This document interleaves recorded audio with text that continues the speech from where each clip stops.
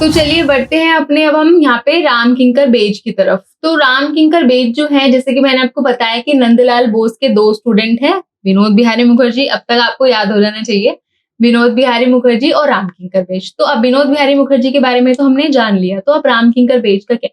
जो राम किंकर बेज जो है ना, मतलब इनका जो बचपन है ना, वो जो क्राफ्ट्समैन हैं, वो जो आर्टिजन्स हैं, लोकल आर्टिजन्स हैं, उनको देखते हुए ये बड़े हुए हैं। तो इनका जो रुझान है वहीं से आर्ट एंड क्राफ्ट में है। और फिर हम देखते हैं अराउंड 1925 में ये कला भवन आते हैं, कला भवन जाकर जो है शिक्षा लेते हैं, और यहाँ पर ये भी सबको ऑब्जर्व कर रहे हैं। ये किस किस को ऑब्जर्व कर रहे हैं? ये नंदलाल बोस को देख रहे हैं, रविंद्रनाथ टैगोर को देख रहे हैं, यानी कि बंगाल स्कूल को फॉलो कर रहे हैं। उसके बाद फिर ये आइडियोलॉजी है आपकी किसकी? रविंद्रनाथ टैगोर की, जो सेल्फ एक्सप्रेशन की बात जो रविंद्रनाथ टैगोर करते हैं उनको ऑब्जर्व कर रहे हैं। उसके बाद फिर इनके जो बैचमेट, उसके बाद फिर जो इनके रूममेट हैं आपके विनोद बिहारी मुखर्जी, कहीं ना कहीं उनसे भी इन्फ्लुएंस्ड हैं। तो देख रहे हो आप, काफी सारी चीजें चल रही हैं। तो अब क्या होता है कि राम किंकर बेज जो है, जैसे विनोद बिहारी मुखर्जी वहां पर पढ़े और विनोद बिहारी मुखर्जी वहां पे टीचर भी लग गए, तो सेम राम किंकर बेज के साथ भी हुआ था। ये इन्होंने वहां पे अपनी पढ़ाई पूरी करी और वहीं पर एज एन टीचर भी इन्होंने काम किया।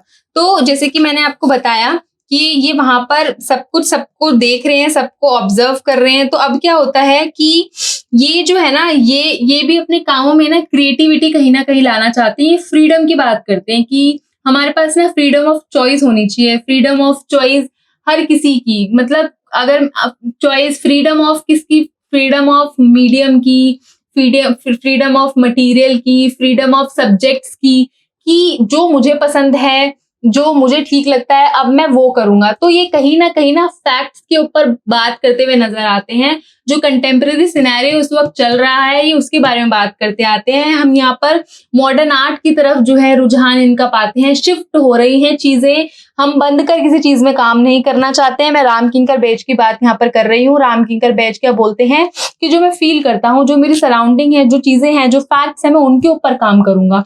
तो अपने विषयों की तलाश में हम देखते हैं कि थोड़े से बाहर चलते हुए नजर आते हैं। शांति निकेतन के पास एक ट्राइब है, संथाल ट्राइब, भी कहीं ना कहीं वहां से अपना कनेक्शन जो है फील करते हुए नजर आते हैं। तो ये देखते हैं कि वहां पे जो लोग हैं, मतलब कि उनकी जो रोजमर्रा की जिंदगी है, कैसे वो चैलेंजेस फेस कर रहे हैं, कहीं ना कहीं वहां से रिलेट कर पाते हैं। ये मीडियम चेंज कर रहे हैं, लोकल मीडियम जो भी प्रोवाइडेड है, सीमेंट में अपने स्कल्पचर बना रहे हैं। इससे पहले हम देखते हैं कि जो स्कल्पचर होता है, जैसे बोलते हैं ना कि ट्रेडिशनल वे में अगर मैं बात करूं तो कहते हैं कि स्कल्पचर जो है इसी प्रॉपर मीडियम से ही बनेगा, इसी मेटल का ही बनेगा, इसी पीओपी में बनेगा। कोई भी मीडियम हो सकता है, पत्थर का ही बनेगा, लेकिन कहीं ना कहीं हमको शिफ्ट देखने को मिलता है, मीडियम की जो है फ्रीडम हमको देखने को मिलती है। तो हम ये देखते हैं कि ये यहाँ पर लोकल सब्जेक्ट मैटर की बात कर रहे हैं, और जो पर्टिकुलरली संथाल ट्राइब है, उनको कहीं ना कहीं उनके रिचुअल को, उनके कल्चर को, उनकी डेली एक्टिविटीज, उनके प्रैक्टिसेस हैं, उनको कहीं ना कहीं फॉलो करते हुए नजर आ रहे हैं। और उनको इनके काम के लिए जो स्पेसिफिकली इसके ऊपर जो उन्होंने काम किया है ना, इसके लिए हम इनको बहुत ज्यादा जानते हैं। मॉडर्निटी क्या है? जब मैं बोल रही हूँ कि यहाँ पर मतलब जो विचारधारा है उसमें फ्रीडम आ रही है, कहीं ना कहीं मॉडर्निटी हमको देखने को मिल रही है। मॉडर्निटी का मतलब क्या है, आप क्या समझते हो? तो ये मॉडर्निटी जो है एक टर्म है जहाँ पे हम जो ट्रेडिशनल वेज ऑफ प्रैक्टिसेस हैं उनको पीछे छोड़ते हुए जो एक्सपेरिमेंट की तरफ हम जाते हैं, वहां पे हम थोड़ी क्रिएटिविटी चाहते हैं, वहां पे हम कुछ नयापन चाहते हैं, जो चीजें चल रही हैं हम उनको बाहर लेकर आना चाहते हैं, वो इस चीज को हम मॉडर्निटी बोल रहे हैं। तो कहीं ना कहीं एक शिफ्ट है कि जो पहले चीजें चल रही हैं अब उसको छोड़ते हुए जो नया जो चल रही हैं चीजें, जो फैक्ट्स हैं, जो रियलिटी है, उसको प्रेजेंट करना। तो उस वक्त की जो रियलिटी थी, उस वक्त की जो फैक्ट था, वो संथाल ट्राइब में देखते हैं कि कितना स्ट्रगल है इन लोगों की लाइफ में।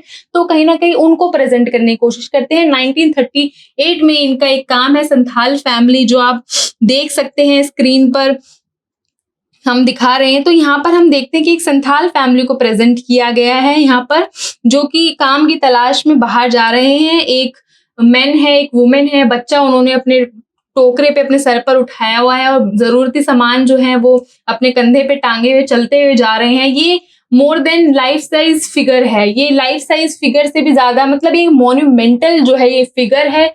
तो ये जो इन्होंने रिकॉग्निशन दी है, जो इन्होंने स्टेज दी है, इतने बड़े लेवल पे इन्होंने काम किया है, ये पहले जो है जो ये आइकॉनिक प्रेजेंट को दर्शाता है। ये जो है डिग्निफाइड ग्रेस इनको प्रेजेंट इनको देते हुए नजर आते हैं, इस स्कल्पचर को, इस काम को, जो कि पहले लिमिटेड थी to the images of gods and rurals, यानी कि जो हायर अथॉरिटी है, जो पावर में है, जो रूलर है, इतने बड़े मास पर, इतने बड़े लेवल पे सिर्फ उसी को ही दर्शाया जाता था। ये जो जो स्टेज है, ये जो स्पेस है, ये पहले उन्हीं को ही दिया जाता था। इससे पहले आपने देखा है कभी इतना बड़ा ह्यूज स्कल्पचर जो एक कॉमन लोग के लिए या फिर पीपल के लिए? इवन अगर मैं मुगल आर्ट की भी आपको बात करूं तो उसमें भी कोई कॉमन पीपल इतने दर्शाए नहीं गए हैं। कोर्ट आर्ट थी वो, वहां पे भी राजा महाराजा को ही दर्शाया जाता था, जो मेन जो आपके आर्टिस्ट थे। आइकॉनिक प्रेजेंस की क्या बात, इसका मतलब क्या है? जैसे कि हम ग्रीक स्कल्पचर्स में देखते हैं, रोमन ग्रीक स्कल्पचर्स, आप जिस क्लासिकल फिगर्स हम देखते हैं, इतने बड़े बड़े स्कल्पचर्स हम देखते हैं, इवन रेनेसांस भी देखते हैं, तो वहां पर जो है आप देखते हैं कि लोगों की सफरिंग दिखाई गई थी। वहां पे तो बस ऐसे दिखाया गया है, आइडियलिस्टिक सोसाइटी प्रेजेंट की है कि नहीं ये तो हमारी ये गॉड है, ये गॉडेसेस है, बस इसी को दर्शाया गया है। उसके अलावा भी तो एक सच है ना, उसके अलावा भी तो पॉवर्टी है, लोगों की बहुत ज्यादा सफरिंग है, वो तो कभी आपने आर्ट में दिखाई नहीं, दर्शाई नहीं। आप सिर्फ सरफेस से वही चीज लाते हैं जो या तो लोग देखना चाहते हैं या फिर जो बनवाना चाहते हैं, बस उन्हीं के लिए आप काम करते हैं। मगर हर उसका दूसरा पहलू भी तो होता है ना, लेकिन वो हम नहीं दर्शाते। लेकिन यहाँ पर हमको वो चीज देखने को मिलती है। यहाँ पर ये मॉन्यूमेंटल फिगर का जो है निर्माण करते हैं, मॉन्यूमेंटलिटी इनके फिगर्स में जो है देखी जाती है। और वही मैं आगे बात करूं तो हम देखते हैं कि कैसे ये अपने सब्जेक्ट्स के साथ मतलब एक्सपेरिमेंट करते हुए नजर आते हैं। तो ये कहीं ना कहीं बहुत बड़ा एग्जाम्पल है मॉडर्न आर्ट का, मॉडर्न आर्टिस्ट इनको बोला जाता है। ये बहुत बड़े फेमस स्कल्पटर हैं। इसके अलावा मैं इनके अगर फेमस काम की बात करूं तो हम देखते हैं लेडी विद डॉग बनाते हैं। ये लेडी विद डॉग बनाते हुए नजर आते हैं। सुजाता इन्होंने बनाई है। मीर संथाल फैमिली मैंने आपको दिखा दिया है। मीर कॉल जो है इनका अगेन एक और काम है। उसके बाद यक्ष यक्षी जो कि रिजर्व बैंक के जो है एंट्रेंस पे बनी हुई है। यहाँ पे मैं एक इमेज आपको दर्शा रही हूँ। तो एक यक्ष यक्षी भी इन्होंने जो है बनाया है। ये तो कमीशन वर्क था खैर इनका। तो हम देखते हैं कि इनका बहुत ज्यादा इंटरेस्ट है इन सब चीजों में। और जो शांति निकेतन कैंपस है ना, वहां पर भी ये कंक्रीट से स्कल्पचर ह्यूज लेवल पे बड़े बड़े मॉन्यूमेंटल स्कल्पचर्स जो है बनाते हुए नजर आते हैं। तो मुझे उम्मीद है कि आपको यहाँ पे कॉन्सेप्ट समझ आ गया होगा। कॉन्सेप्ट समझिए, काम ना अपने आप याद रह जाएंगे। और कौन सी ईयर में था यही तो पूछेगा, मीडियम पूछेगा, काम का नाम पूछेगा, आर्टिस्ट का नाम पूछेगा कि कहाँ पर है, यही तो पूछेगा। तो आप ना समझिए कॉन्सेप्ट को, 360 व्यू पे देखिए किसी भी चीज को। तो कंपटीशन क्या, अगर मतलब पढ़िए ऐसे कि आप किसी को पढ़ा सको।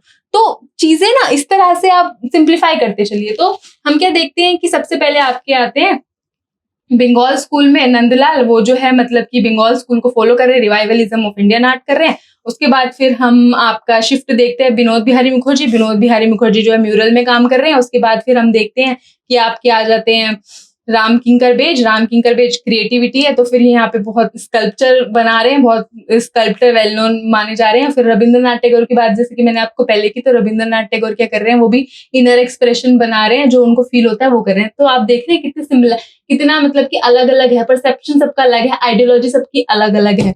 तो अब मैं बात करूं तो हम देखते हैं कि राम किंकर बेज को इनकी इतने कॉन्ट्रीब्यूशन के लिए 1970 में पद्म भूषण भी मिलता है।